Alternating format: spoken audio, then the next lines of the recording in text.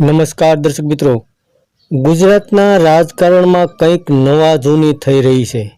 કારણ કે હાલમાં જે ભારતીય જનતા પાર્ટીનું શાસન છે તેનાથી એવું લાગી રહ્યું છે કે લોકો કદાચ આ શાસનથી થાકી ગયા છે અને ત્રાહિમામ પોકારી ગયા છે।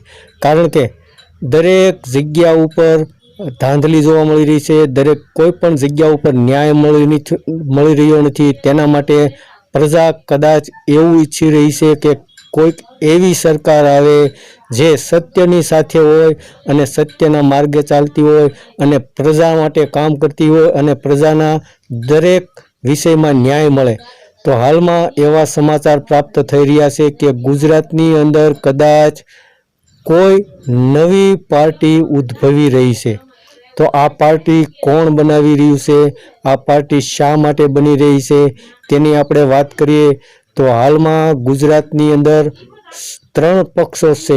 એક શાસક પક્ષ તરીકે ભારતીય જનતા પાર્ટી અને બીજો ઇન્ડિયા ગઠબંધનમાં રહેલી આમ આદમી પાર્ટી અને કોંગ્રેસ। તો ગુજરાતમાં એવું કહેવામાં આવી રહ્યું છે કે કોઈ પણ ત્રીજો પક્ષ ગુજરાતની અંદર ચાલતો નથી। તો તેના માટે હાલમાં એક નવી પાર્ટીનું આયોજન થવા જઈ રહ્યું છે।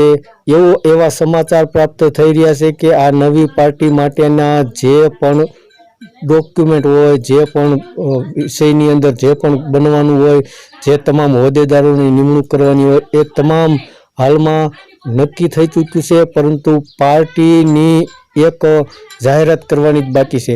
તો આ પાર્ટી એટલા માટે બની રહી છે કે આવનારા સમયની અંદર લોકો ન્યાય ઈચ્છી રહ્યા છે, તેમને ન્યાય મળે।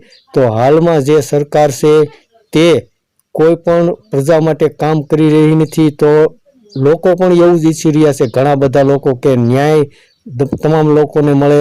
હાલમાં રોજગારીનો પ્રશ્ન છે, શિક્ષણનો પ્રશ્ન છે, મહિલાનો પ્રશ્ન છે, ખેડૂતોનો પ્રશ્ન છે, તમામ વિષય ઉપર જે લોકોને ન્યાય નથી મળી રહ્યો તેના માટે એક નવી પાર્ટીનું ઉદ્ભવન થવા જઈ રહ્યું છે તેવા એક સમાચારોના માધ્યમથી જાણવા મળ્યું છે। તો આ પાર્ટીના માટે જે પણ કાર્યકરો છે તે એવા હશે જે સ્વચ્છ હશે અને રાજનીતિ નહીં કરતા હોય, પરંતુ પ્રજાલક્ષી કાર્ય કરવા માટે તેઓ રાજકારણમાં આવશે। તો આપણે પણ એવું ઈચ્છીએ કે કોઈ એવી પાર્ટી આવે ગુજરાતની અંદર કે જે પ્રજા માટે કામ કરે, પ્રજા માટે તમામ વિષય ઉપર પ્રજાના પ્રશ્નોને લઈને હાલમાં જે મુશ્કેલી ઉદ્ભવી રહી છે તેના નિરાકરણ માટે કામ કરે।